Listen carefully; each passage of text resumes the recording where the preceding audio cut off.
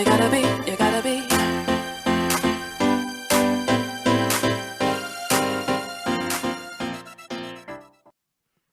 Hi, everyone. Welcome to You Gotta Be, a podcast in which I interview uh, women identified DJs to talk about their lives and work.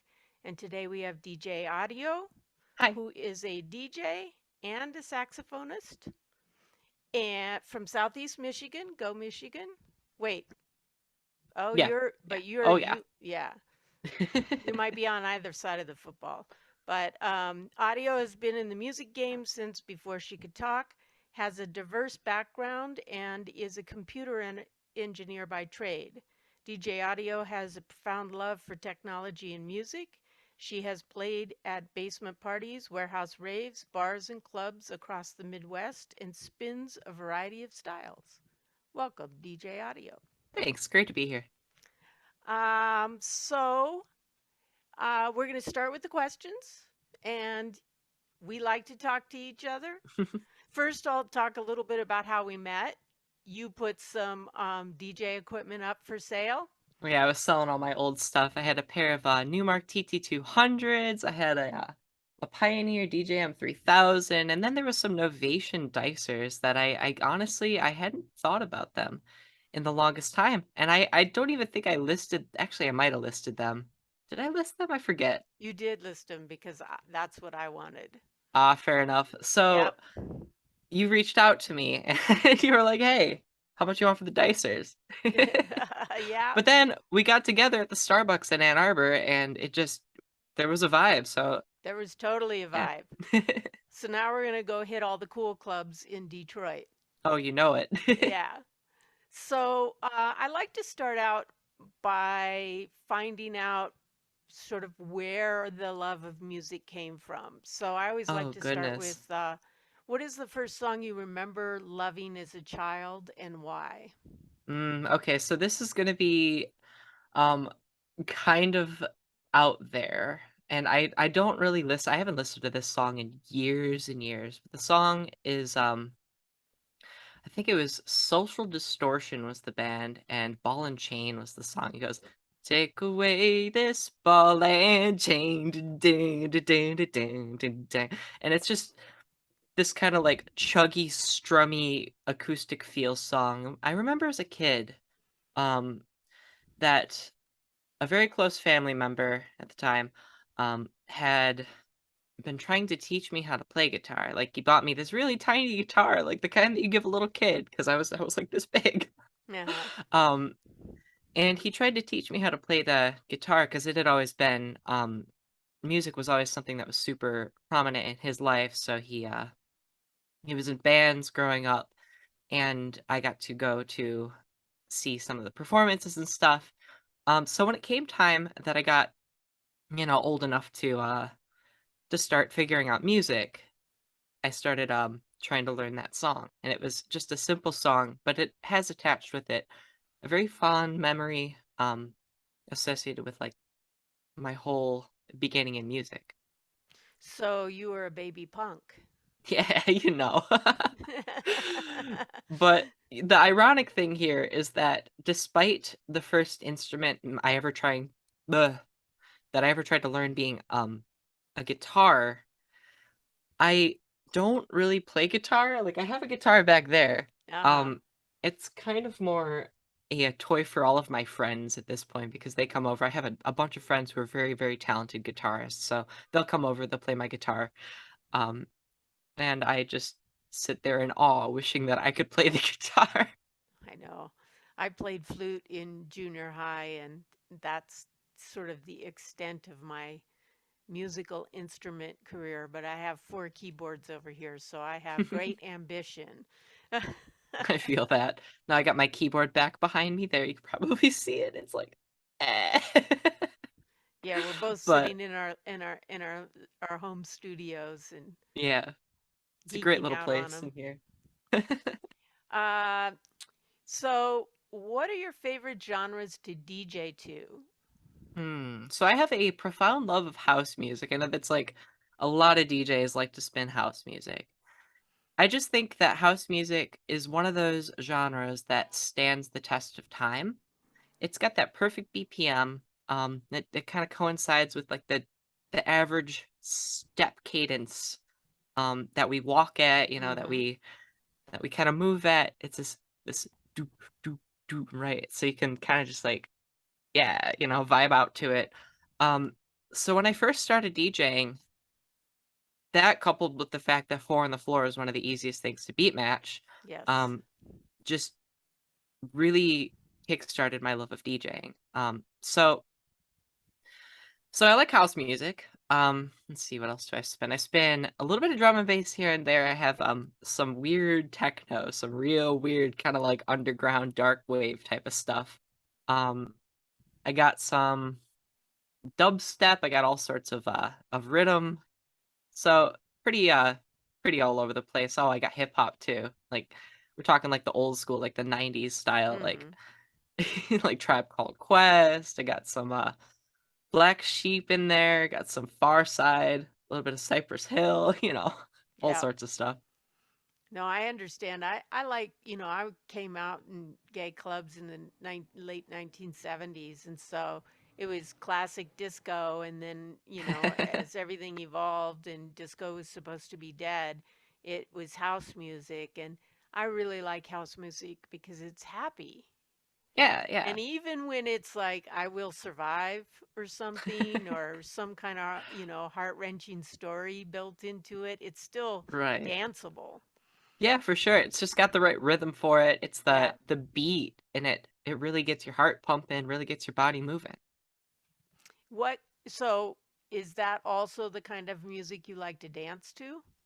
So I find myself dancing easiest to house music. It just, because of the rhythm, it's not super super fast and I'm kind of a whip, so I get exhausted easily.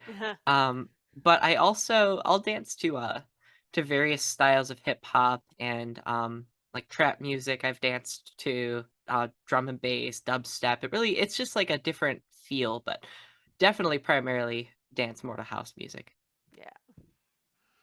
What are your favorite genres to listen to when you aren't DJing? So I always taught myself as having a very diverse taste in music. So I listen to a lot of electronic music. Just I'm a DJ. That's what we do. Yeah. But on top of that, I have my roots in jazz and funk because I play the saxophone. Mhm. So I've listened to a lot of jazz over the years. In particular, artists like John Coltrane, Stan Getz, Chet Baker. People who do all sorts of jazz.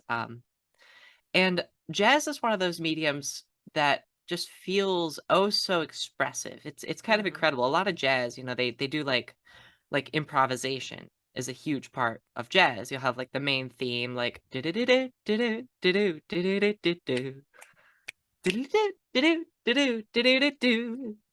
And then you can improv over the theme of that, like and some of the some of the musicians that do jazz are some of the most phenomenal musicians I've ever seen in my life. Like the ability to just pull a 16th note lick that goes all over the place out of nowhere and then to do it for just like 2 or 3 minutes straight amazes the hell out of me. So I listen to a lot of jazz. Yep. Um, Me too. I take a lot of inspo from funk music. I guess funk and disco kind of have some similarities with like the Mm. beat, with the feel, with the vibe. Um, I'll have that, like, the the similar kind of bass-driven heft, and it's just, it's fun music to listen to, so I listen to a lot of funk, um, but then I also listen to, on the complete opposite end of the spectrum, a lot of, like, melodic, like I guess the best way to describe it is gonna be, like, sad girl indie pop, if that makes sense. So bands like Iron and Wine, Bon Iver, those, like, kind of, like real laid back, a kind of sentimental feel type of music. You Singer-songwriter kind of stuff. yeah, singer-songwriter kind of stuff, or like the pulls at the heartstrings Yeah. kind of stuff. Like you're sitting outside on campus in the fall and the leaves are changing orange and red and you just hear this beautiful guitar melody coupled with the sweet vocals of Sufjan, for example. I don't know, like so I like the stuff that tugs at the heartstrings. Mhm. Um, and then yeah, I think that about covers it. I'm a sucker for like hard rap, or not even like hard rap, but like pop rap, like Uh-huh. the real heavy bass that vibrates the chest. Yeah. Some of it's just so fun to listen to. Yeah, or the car that goes boom comes up behind you Right. and Right. their Oh my windows are gosh. shaking, your windows are shaking. Oh no, my windows are gonna break. What's Yeah. going on? It's Oh funny man. because I really love jazz as well. And I am so drawn to any track that has some sort of jazz piano or jazz Oh yeah. saxophone, any kind of dance track that has that happening in it, it usually ends up on my playlist. And here's a really interesting thing. I was doing a hip hop set and I had a T-Pain song called May I. And it's this beautiful jazz song. Like there is May I? literally like no hip hop in it at all, I think.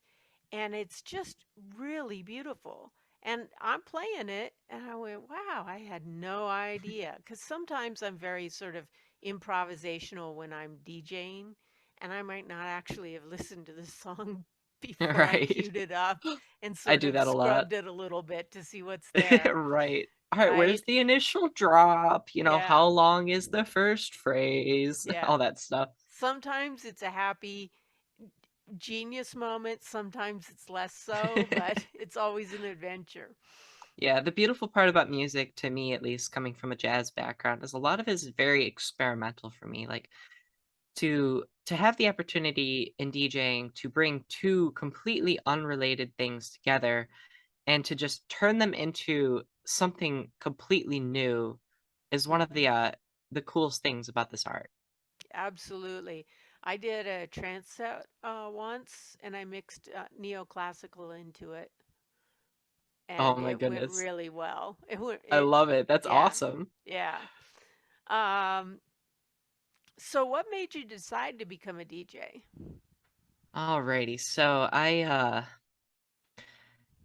always been in music. Back in high school I did performance actually. So I was in like the band programs and stuff. And that's kind of like the root of the saxophone thing. But about mid junior year, I think it was somewhere around November 2012, I got a job working at a roller rink, a very local roller rink to me. Um, that they had like a live DJ every night that worked there. So I got a job at the roller rink. Um, and I got to know the people who did the DJing. So there was this guy, Scott, this other guy, DJ Duckman. Hmm. Shout out to Duckman if you ever end up watching this. But so I really thought it was the coolest thing ever. I was just like, I could just sit there and play music. I want to do that. That sounds And people fun. get paid for that? Yeah, like I could just I could do this, and then on top of that, the rink was kind of busy. It was a very nice rink. It's like one of Michigan's best roller rinks. So I would witness these Friday night sessions that would draw like 400 or 500 people, Wow. and it just was incredible. The energy in the air, the sound system that the place had was just beastly. They had two huge 24-inch dual diaphragm servo driven subwoofers in the walls. And then they had, oh, actually, no, they had four. There was like two sets of those on either side. Wow. Um, and then just surrounding the place, these absolutely massive, high fidelity, ginormous speakers, everything driven by like 2000-watt crown amplifiers in the back. So the sound system was unreal, and it just looked like the coolest thing ever. I eventually tried to learn how to DJ because they were using virtual DJ, and at the time, virtual DJ had like a free version. Mhm. So you could just go on virtualdj.com, you could download the free version, and then you could do all the virtual DJ stuff, like play around with sync buttons and stuff. And at the rink, when I started to experiment with like DJing on those roller skating sessions, they would always just tell me, "Hey, just make a playlist, get a bunch of songs. They like these songs, you have these songs that have been requested on the request sheet. Just put them into the playlist, hit the auto button." And what would happen is Virtual DJ would take each song, queue it up, and then queue up the next song, automatically sync it, and then play.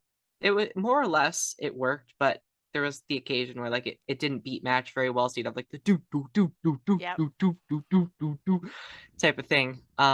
Which I don't know, seems to be very dependent on like if the beat grid is aligned properly or if the BPM was detected properly. Right. All the details. I But use virtual DJ, so I know about the auto mix. yeah, Yeah.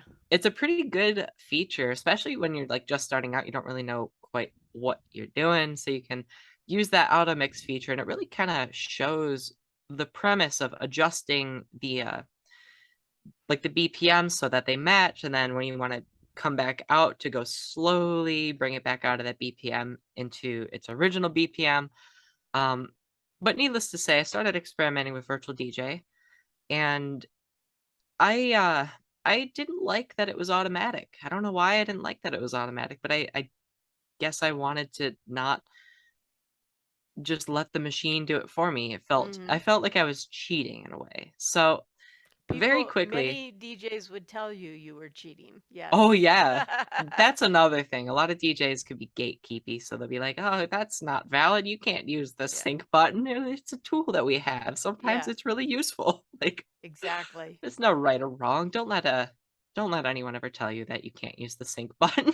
I have a DDJ 400 and it has a very short throw, right? Nice. Yeah. So I can get it zeroed into within a couple of tenths, but I can't get it right on the money very often between the two. Right. So I'm like, yeah, okay, that's enough.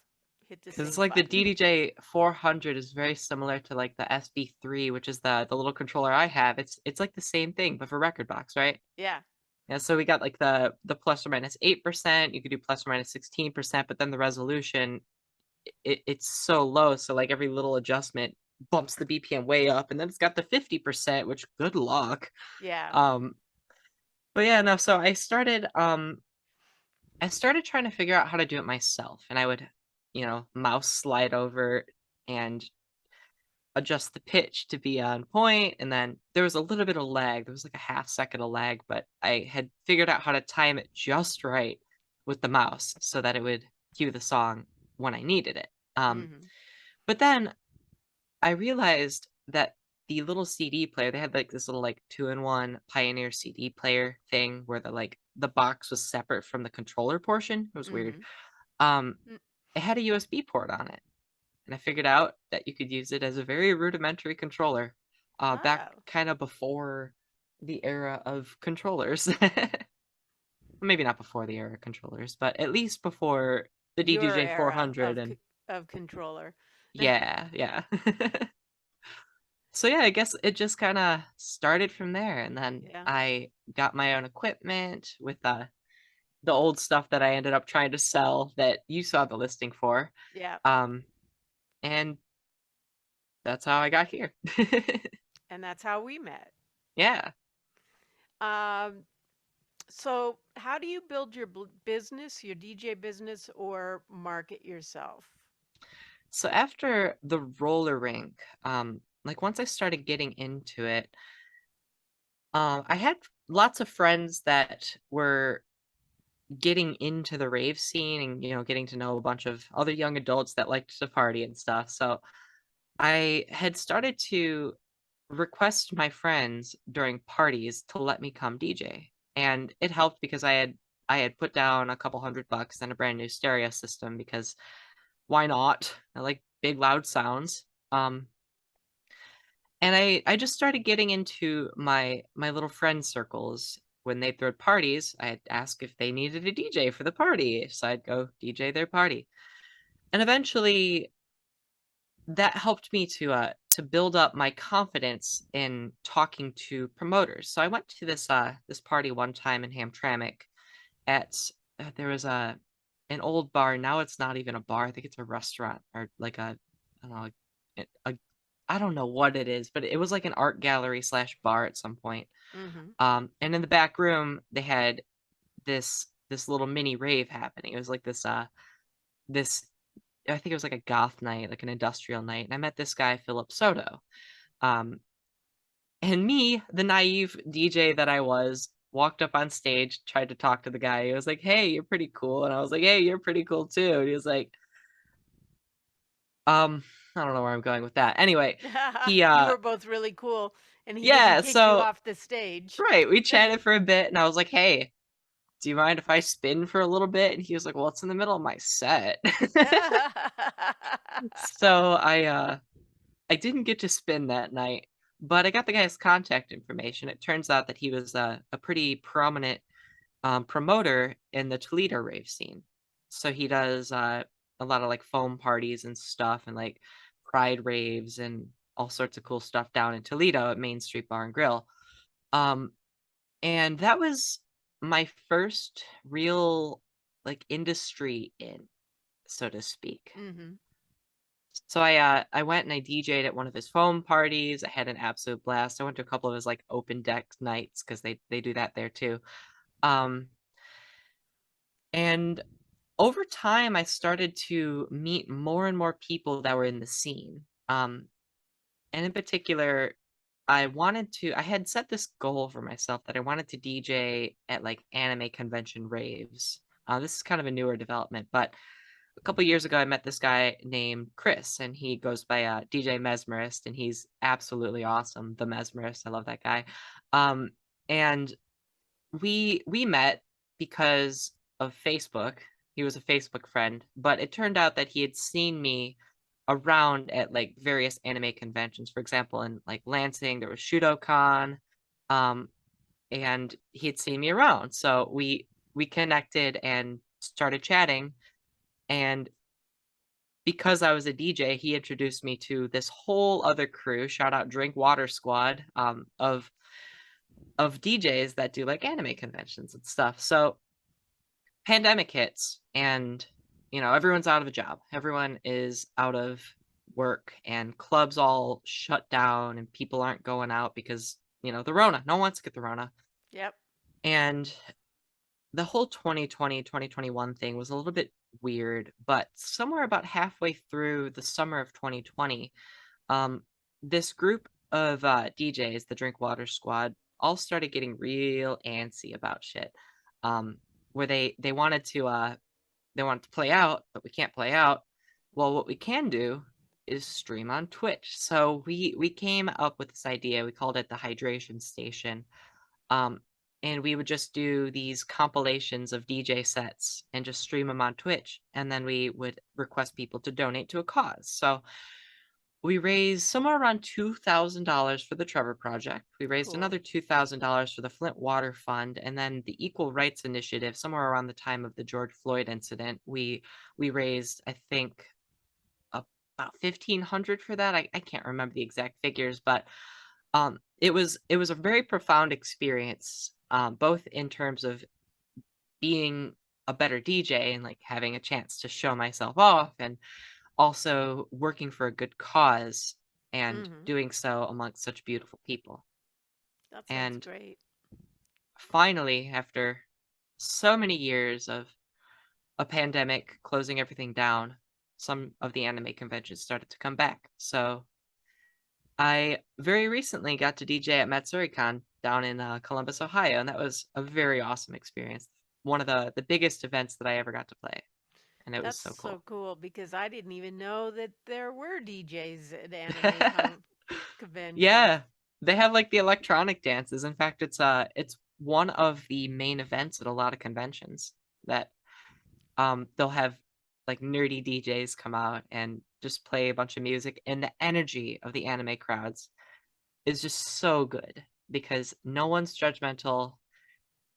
Everyone's there to have a good time. They're all dressed up in their cosplays and costumes. People are dressed to the nines, and it's just such a great time. Yeah, it sounds fun, and I'm nerdy. So Me too. so that works. Yeah. So, what big beginner mistakes did you make that you wish you'd known more about at the time? Hmm. Well, for one, I guess that whole thing with Philip Soto walking on stage, "Hey, can I take some of your DJ set?" No, that's not Yeah. how it works. I think though that a big mistake that I made was not being confident. I know that's kind of an easy answer to give here, but I was under the impression that no one wanted to hear what I had to give. And I don't know, it was out of lack of confidence or something, but because of that, it prevented me from putting myself out there, prevented me from putting material on the internet, or it prevented me from going and talking to promoters. And Hmm. because that's really how we get into these gigs, is it's about who you know, who's throwing the party. Well, I know this person throwing the party, maybe they're gonna contract me to play this party. Um, but my biggest mistake, I think, was just not wanting to talk to people because I was afraid of Yeah. maybe rejection. Um, of course, technical things like, beat matching, that took some getting used to at first, but uh details on equipment, 'cause I've bought a lot of equipment over the years before I finally settled on my current setup, which is one of the best setups I could possibly imagine for myself. So I made a lot of mistakes in purchasing equipment that I don't need, or equipment that doesn't fulfill the purpose for which I needed it. So do your research. Always do your Yes. research. Yes. I have some Very cheap little important. mixers sitting around that didn't do the job. A good little cheap mixer, though, is always a good idea. I gotta get a hold of, like, one of those, like, little mixers so I can plug multiple people's setups into it to go feed into my PA system. Because what I was doing before was someone's controller would RCA into my four-channel mixer, and then that would get sent out, but now I don't have a four-channel mixer, so Oh, is the is it's the S12, right? I had, my mixer was the Pioneer DJM 3000. It was a 19-inch rack mount mixer, like the kind that you'd put on like studio equipment goes Yeah. into the rack. Um, and it's a don't get me wrong, it's a good mixer. It's basically like a DJM 600 or 700 series mixer where it doesn't have like the filter, like the adjustable filter like the new controllers do. It was just EQ, gain, but it had 4 channels. Each channel was selectable, so you could go back and forth between, like, a phono input and a line input, and then it has a set of digital effects, which was super cool. It had, like, a phaser, had, like a flanger. That was on the um 3000? Yeah, it was on the I did 3000. not know that. It has all sorts of good effects on it. So it made it really cool for when I would, like, spin vinyl or do, like, analog stuff, because I don't have to rely on the built-in effects of my software. Hmm. Yeah, it was a good little mixer. It was big. But what do you have now? You have So an I recently upgraded to the Rain 72, Oh, and right, right, it's 72. a it's a great mixer. It's built for Serato, um, but in typical two-channel battle mixer fashion, it has, like, toggleable effects, and it also has, like, a touch screen, which is a huge, huge improvement on my setup. A Yeah. ton of effects, and my favorite part, the filter knob. Has a filter knob. Yes. I've started using the filter knob a lot in transitions. It's Like a that's great tool. Yeah, it is. It is when I just need to like get, you know, the intro and the outro are overlapping and the lyrics are coming up, the vocals are coming up, and I just it smoothly transitions that older track out, and I've started using it a lot. It's My interesting how you sort of evolve with, as you get more comfortable with the equipment and Oh, yeah. Especially given more tools too, because, like, once you have more features at your disposal, it gives you endless possibilities for how you can, apply those tools. So yeah. I'm a huge math nerd, so I'll put this in terms of, mathematics. There's this thing called factorial, and the idea of a I'm not a factorial. math nerd, but I'm gonna ride with you on this.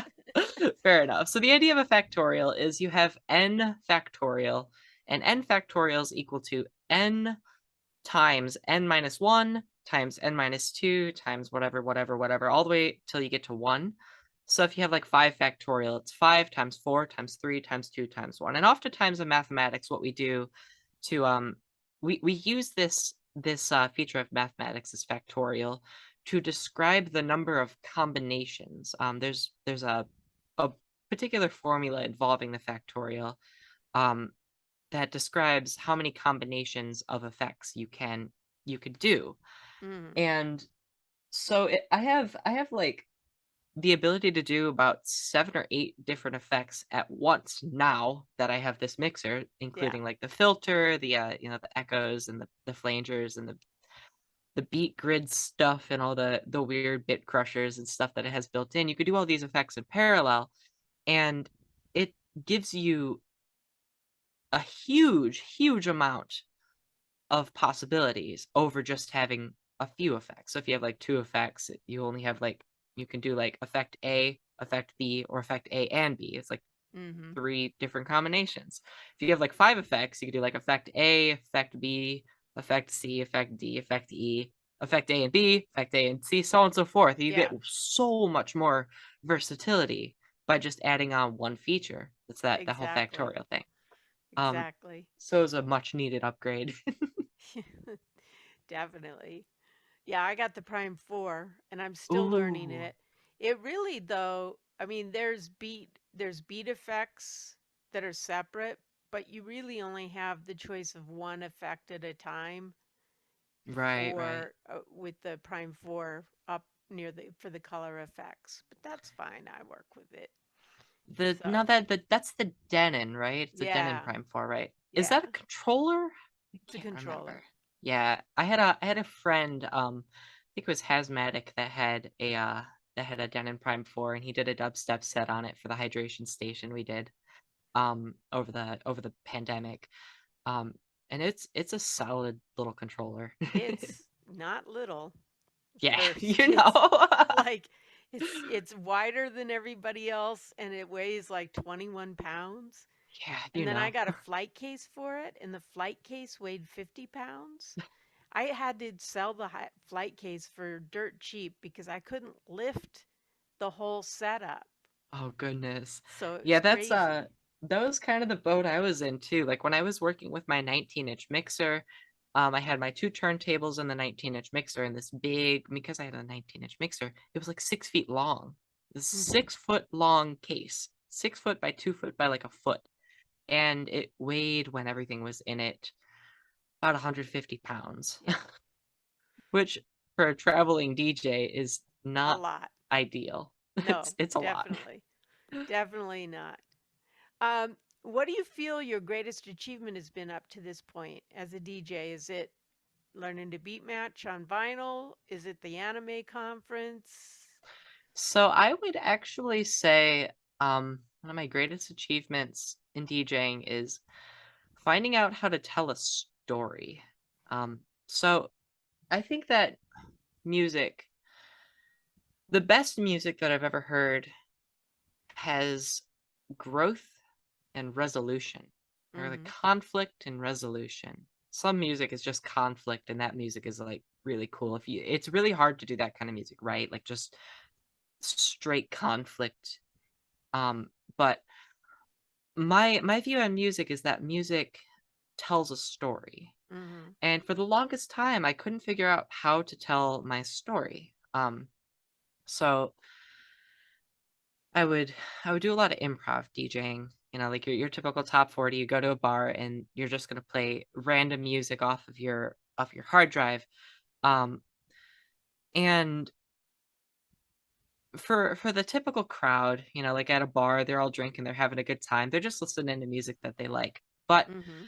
for me as a musician, it was in a way very unfulfilling because Mm-hmm. it was just kind of random. You know, I'd like select this song, oh, it has the right key and it has the right BPM, I might as well throw it on the decks. Um, so over time, I learned to curate my sets more. I would start with like a bank of music, maybe some 5 or 600 songs or so. I have some 30,000 songs in Yeah, my hard drive. I have a lot. That may be crazy the amount. academics in us that we're like, let's over research everything. Right, right. So yeah, I have a ton of music. So I'd separate out like I have like all my crates separated. I have like a genre categorization system. So there's like house music in one folder, and I got like the dubstep in a different folder. So I'd start with these like banks of music, and very slowly but surely, I would be like, I'd throw a song in a crate that I liked, and then I would listen to a song that had potential to be paired with this other song. And depending on the energy level that I felt with the song, it would either go before the last one or after the last one. And then so I build up my playlists by kind of hand selecting in advance where I want these songs to Hmm. go in my mix. Um, and the reason I do this is I don't want as many like jarring transitions. Like you go from one song that's really really soft and quiet and heartfelt to something just ridiculously pounding and Yeah. hard, um which sometimes is actually brilliant to do, like when you start with something quiet and then you ramp it up 0 to 100 in like a half a second. Yeah. um but I tend to really enjoy like the up and then the down and then the up and then Hmm. the down and then the climax and then the release, like, so I would say that I'm most proud of having learned how to tell the story that I wanna tell. I think I would agree with that. That it took me a while to. I would always think about what songs might go together well, um, but I didn't really have sort of this skill set to make those kinds of things happen. Um, but I definitely like to sort of take a ride. So I did a hip hop set, right? And Right. and it wasn't conscious, but about every 8 to 10 songs, I'd throw in a little three track arc of R&B, like a palette cleanser, Nice, nice. right? And then I'd go back to the hip hop, and a lot of times, sometimes it's really not planned. Like I did Cardi B and followed her up with Tracy Lords. Oh, goodness, I love it, So I love it. it was like the sex worker set. It was Right, like, right. and it wasn't planned. I just, they fit together, and then Yeah, it as just I kinda was worked out. playing them, I was like, oh well, that was an an inspired bit of genius. Or Yeah, I have a remix of Dolly Parton doing Jolene. Oh, So I played that, and then I played Midnight Sky by Miley Cyrus. And I that's don't think I've heard really that one. for my own amusement, right? Because Dolly Parton is Miley Cyrus's godmother. So Oh. only people who know that little bit of trivia would be like, oh, that's so You cool. know, that actually explains a lot. The TV show Hannah Montana? Yeah. I used to watch it growing up because I was a huge nerd for Disney TV shows. I, like, watched Wizards of Waverly Place and, like, Sweet Life of Zack and Cody and all those, like, those silly shows on Disney growing up. Um, and there was a couple episodes of Hannah Montana where Dolly Parton showed up and she Mm-hmm. was, like, the aunt or something Yeah. of Miley, like, Billy Ray Cyrus's sister or something. But Yeah. so that's interesting that she came in and she's actually the godmother of Miley Cyrus. That's interesting. Yeah. Yeah. A little bit of trivia. So I Well, now what amuse you myself with those kinds of things. I feel that. I feel that. No, what you were saying about like mixing, like one of my favorite routines that I do, it's Technologic, and then but I take Technologic out of Rick Astley, Never Gonna Give You Up. So Uh huh. he's like, I just wanna tell you how I'm feeling. Gotta make you understand, then I loop never gonna, never gonna, never gonna, never gonna, never gonna, and then I have the buy it, use it, break it, fix it, trash it, change it, mail, upgrade it, charge it, port it, kind of going on in the background with the never gonna, never gonna. It's such a fun little Yeah, thing. But that really reminds me because I have a lot of like these kind of routines that I'll play over time. I found like, oh well, these 5 songs in a row are really yeah, fun to to play together. So I make these routines that I can kind of insert bigger chunks of these routines into a set if I'm kind of stuck on something. Those little routines in and of themselves tell a tiny story. yeah, they do. They're a little mini arc. Yeah. How do you keep the music and DJing fresh for yourself? Like, how do you avoid burnout? I think that for me, I've always been a super passionate person and I tend to hold on to like skills and passions of mine for a very long time. And since DJing is just music, um I've always found that it's just natural to enjoy doing it. Mm-hmm. Um I think that something that really helps is to experiment and to do stuff that's new, to play like new music, for example. Mm-hmm. Um, and when it comes down to it, it's just like extra added effort to playing music that I enjoy. Because I try not to DJ stuff that I don't like. Um, Right. I know a lot of DJs probably kind of have to play stuff that they don't like to cater to certain crowds, especially like if they're, going up just playing at a top 40 kind of night, or something. But um, like I always try to DJ with music that I love, so Mm. that when I am DJing, it's just adding extra effort to listening to and enjoying the music that I already love. 'Cause listening to music's a great pastime. And I love so much music that Same. there's very little that I don't like, including top 40s or pop. So yeah, it can be a challenge sometimes because it's sort of narrowing down the focus because I want to play all the things today. Yeah. Um, but yeah, I was gonna say something and I forgot it. But yeah, it's like going to a top 40 night and then playing nothing but like dark trance. Oh They're yeah, like, what is exactly. Yeah, this? yeah. They're gonna get scared. Yeah, exactly. Definitely got to read your crowd.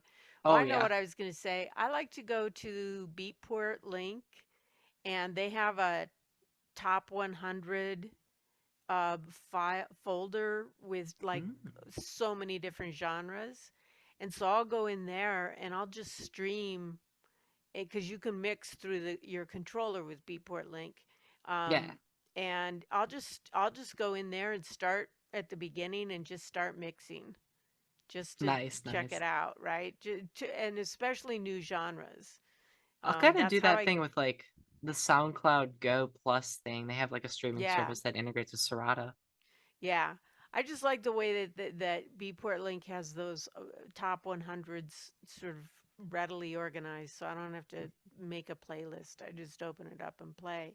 Most definitely, and that's honestly one of the coolest things too about, like, technology, especially technology in music, is that the algorithms out there are constantly introducing me to new stuff that I would just have never known existed. Like, Hmm. I swear by my Discover Weekly on Spotify. I love seeing what it spits out at me. And granted, it's like feeding me stuff based on an algorithm. And some people have some ethical concerns about that, understandably so. Um, However, I still think it's a great tool because it's Yeah, showing me all sorts of music that I would not have been exposed to otherwise. My friends haven't heard this song. No one I know heard this song. No one posted it. So the algorithm feeds it to me, and that's music that I wouldn't have known otherwise. yeah. I like exploring new music. Me too. Um, what do you think are the biggest challenges for women identified DJs um, in general? Mm. So I come at this perspective, maybe also coming from the perspective of a queer woman. Hmm. It seems that anymore, um, it's gotten a lot better but I feel like we still have a lot of growth in recognizing the validity of femme artists. Yeah. Because there's still some misogyny, and a lot of promoters will book just a full male talent. And while that's fine and dandy, it does tend to exclude people who are really good DJs, Yeah. just because there's a very slight degree of misogyny to it that might not even be intentional. It's just kind of these subconscious biases that we have. Yeah. These biases tend to guide the decisions that we make. Yeah. And But I think DJs of that color too. oh, very much so. Yeah. Yeah. People tend to book a show of DJs that are like them. So if you got like your typical cisgender heteronormative white male booking, nothing against them, but they're probably going to be more likely to book more people that are like them um, than they are to reach out to a queer woman like myself. And Mhm. that's kind of actually been a challenge for me that I hope to be able to overcome is finding promoters that are open to having me play when it seems like they kind of disregard me. Right. Like I like to think I'm a decent DJ, and I have material out there, but time and time again, it's been it's been difficult to get into shows, even when I don't want to like dog on other DJs, but even when some people in the lineup don't have the skill level that I have, Right. and it's in a way, there's a degree of, like, nepotism to it too, like, that, we seek out the people that we know, and we give them priority treatment over people that we don't know, um, Right. but still, it's a challenge. Yes. And then be an older queer woman like me. They're like, yeah, no. Oh, yeah, people suck, I think that's what it comes down to, but also some people are awesome, like, for example, if I ever if I ever end up getting, like if I ever have the budget and the time and the hookups to throw a party, you better bet you're on the lineup. Absolutely, you too. I got Thanks. ideas. We just gotta Same. make it happen. Yeah. Uh do you produce your own music? So I used to try to. Um, there's a lot of kind of reasons that have prevented me from doing it so far. It's one of those things that's on my bucket list to do. I want to get back into production. Um, but like there's some there's some things that are preventing me from it. One being the cost of equipment. Yes. So especially for like a DAW, because most production anymore is done on a computer workstation, Yeah. using a digital audio workstation. So like you have to purchase the DAW, and It's $500 or more. oh yeah, they're so expensive.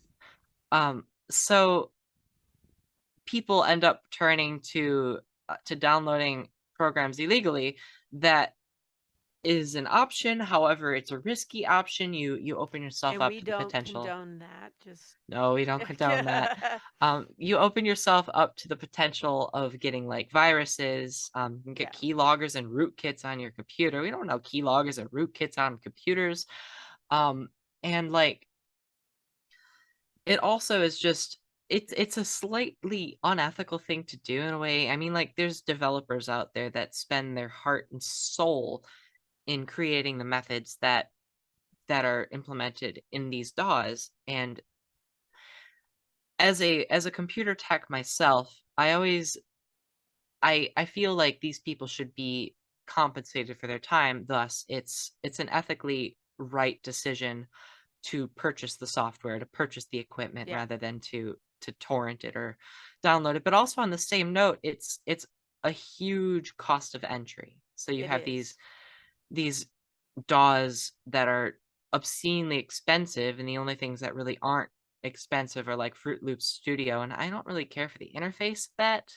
Yeah. Or like Audacity, which is like an open source tool, but it's more for like splicing things Yeah. It's together, really limited. very limited. Yeah. Um, so It really helps me now. I have, like, access to, like, Ableton Live, I believe, through my university, so if I wanted to get Nice. back into production, at least I have that. Like, there's, like, tools like I think Adobe still has, their sound program. I forget what it's called, um but back when I did produce, I think I made about 4 or 5 tracks that I actually decided to post, and then I ended up deleting them because I got self-conscious. Yeah. Um The biggest thing for me, especially at the time I was doing music production, was my lack of an ability to finish a project. And now that I am going for my master's degree, I just finished my bachelor's degree at the University of Michigan, and throughout my years at school, I've done so many projects. Right. So the level of discipline that I've gained over the course of these past few years, I believe it's sufficient to where if I were to pick it up again, I could probably finish a track. But it's anymore a matter of time. It's a matter Yeah. of I don't have the time to sit down and learn all the ins and outs of this DAW The when I'm the learning curve for the software is just off the charts. oh, Like I'll very get a much. kick drum in there for 4 beats and then I have no idea how to like carry it forward, and then in the process of trying to figure that out, now I've messed it up and it's only 2.5 beats and it's like, Right, right. help me.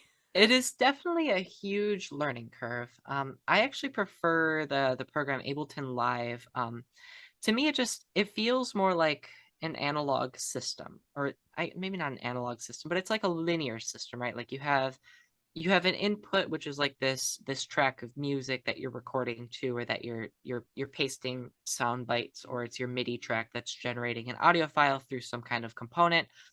And the output of that system, like you have the input of the system, which is like your keys, but then the output of the system would be like a sound file, and that is then put into an input that is like your effects stacks and stuff. Hmm. Um, and the way that Ableton lays it out is very intuitive to me. It's all based on sends, and having worked a lot with audio like equipment, like analog equipment, soundboards and mixers, DJ stuff. Mm. Um, it just feels more intuitive to me. Yeah. But then again, it's also built for like live performance, so that's another learning curve in and of itself. Producing for Right. live performance and then doing the live performance. Yeah. But all in all, it's a lot. We are about to enter into the lightning round because we got 7 minutes Ooh. left. Oh boy. Ready? Bring it on. Favorite track right now and why? Favorite track right now. Oh, okay. So there's this track called Bones by Crumb, and I have a thing for crazy chord structures. The band Crumb is awesome at their ability to formulate beautiful chord structures. So definitely go check out Bones by Crumb. It's a I good song. will. I will. Okay. Favorite piece of equipment and why? Favorite piece of equipment. Oh, that's a hard one. I have two favorite pieces of equipment here. The first one is the newest addition to my setup. It's that Rain 72 mixer because it's got all those beautiful effects that you could do in parallel. But as an analog purist and a musician at heart, my favorite other piece of equipment, which probably takes the cake, is going to be my alto saxophone. It's There you it's my go. baby. I've had it since I was in high school, and it's just got a beautiful tone. Yep. It's just a good instrument. Yeah. Favorite self care technique? Ooh, favorite self-care technique. So I'm a huge proponent of makeup. A lot of people will think of makeup and they'll be like, "Oh, you're just using it to hide your face." I do my makeup for me. Like I just like makeup. I think it's great. So makeup is a huge self-care tactic for me. Nice. Very nice. Favorite woman DJ and why? Favorite woman DJ. I don't know if she's a DJ. I know she does production, but right now I got a thing for Rebecca Goldberg. She does that like some real dark techno stuff. I think she's a Detroit local too. Got one Oh, of her very albums cool. recently. We'll have to check her out. Yeah. And you gotta be what? You gotta be you gotta be confident. Gotta be Gotta be confident. You confident. gotta hold your own because you carry you with you wherever you go. There you go. And ain't no one Excellent. gonna take you away from you. Excellent answer. Now, do you have any shout outs or gigs that you or social media you want to tell people about? Yeah, so you can follow me. I got Instagram, I got Twitter, which I hardly use. I barely use my Twitter. I got SoundCloud, which I also kind of barely use. And I got a YouTube channel that I'll upload mixes to on occasion. And you can find all four of those at Audiophilic, AUDEOPHILIC. Excellent. And I will link your Instagram to the post that I put up about this. Sweet. Excellent. Well, thank you so much. Yeah, And thank you. we are going to have to set aside some time to go party, go check out that one club, the Yeah, we gotta go Spotlight. check out Spotlight because Spotlight's Yes. cool. That's such a cool venue. Yes, it's clearly where all the cool kids go. Yeah, most definitely. So we're going to end this now and Peace out. peace out.